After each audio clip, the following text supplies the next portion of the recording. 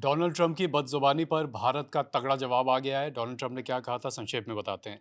कहा था कि यहाँ यानी यूएस में कोई बच्चा पैदा होता है तो तुरंत अमेरिका का सिटीजन बन जाता है और फिर वो अपने पूरे परिवार को चीन या भारत या दुनिया के किसी और हेल होल से लाकर यहाँ बसा देता है।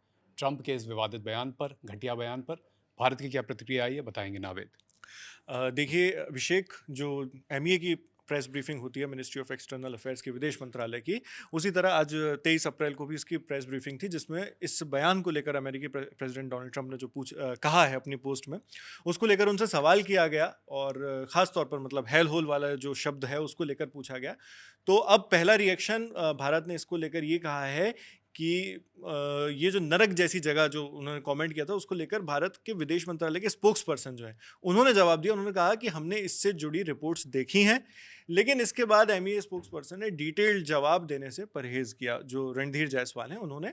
और इसमें पहले जो ट्रंप के एक एंटी इमिग्रेशन वाला जो जिस पोस्ट का आपने जिक्र किया शुरुआत में, प्रवास विरोधी जो सोशल मीडिया पोस्ट है जो उन्होंने ट्रुथ सोशल पर पोस्ट की थी, उसको लेकर उन्होंने भारत और चीन के लिए अपमानजनक शब्दों का इस्तेमाल किया था, जिसके जवाब में ये आज पहला रिस्पॉन्स है। जी।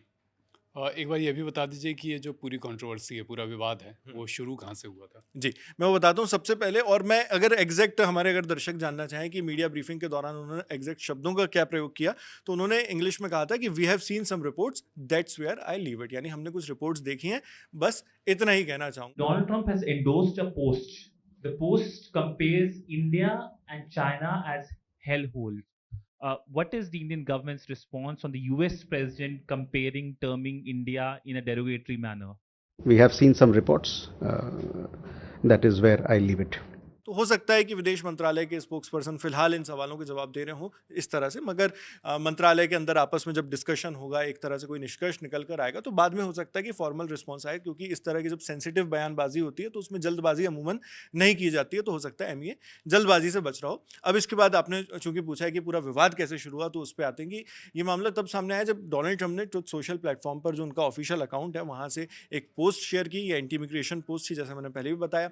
तो अमेरिका में जो इमिग्रेशन हो रहा है, यानी दूसरे देशों से लोगों के आने और बसने का जो काम चल रहा है, उसका जिक्र उसमें था। और आप जानते हैं, अभिषेक और दर्शक भी जानते होंगे, कि एंटी इमिग्रेशन डोनाल्ड ट्रंप का स्टांस शुरू से रहा है और वो चुनाव भी इन मुद्दों पर लड़ते आए हैं। तो ये कहते हुए उन्होंने पोस्ट में भारत और चीन समेत कई देशों के लिए अपमानजनक शब्दों का प्रयोग किया था। सिर्फ भारत इसमें इकलौता नहीं था, कई देशों को उन्होंने इसमें टारगेट किया था।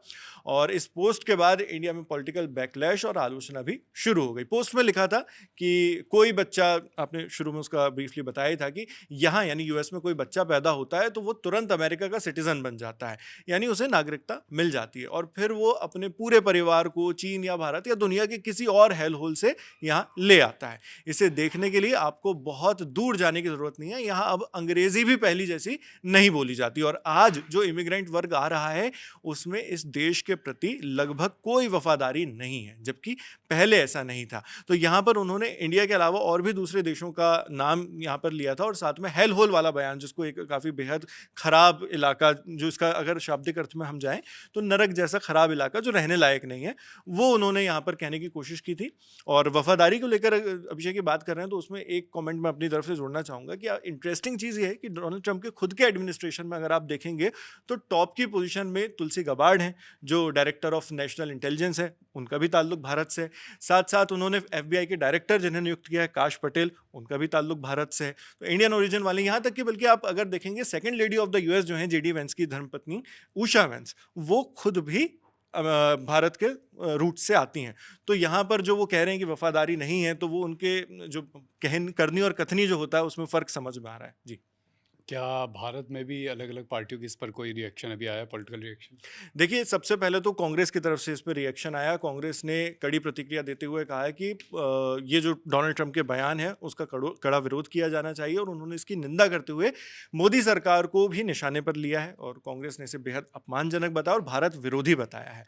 और प्रधानमंत्री नरेंद्र मोदी से मांग की है कि इसके खिलाफ स्ट्रिक्ट एक्शन लिया जाए, स्ट्रिक्ट जो रिस्पॉन्स है वो दिया जाए। और कांग्रेस के शब्दों पर अगर जाएं तो उन्होंने कहा कि अमेरिकी राष्ट्रपति डोनाल्ड ट्रंप ने भारत को हेल होल कहा।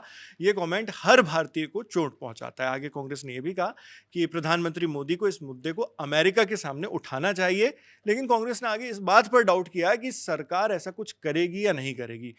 उसके लिए कांग्रेस कहती है कि अब तक के उनके रिकॉर्ड यानी मोदी सरकार का जो रिकॉर्ड है उसको देखते हुए ये उम्मीद नहीं की जा सकती कि वो ट्रंप के सामने कुछ कहेंगे। साथ ही ये भी आरोप लगाया कि अमेरिकी राष्ट्रपति के बार बार ऐसे बयानों के बावजूद प्रधानमंत्री मोदी चुप रहे हैं। तो विपक्ष की तरफ से कांग्रेस के ये आरोप हैं। जी अभिषेक।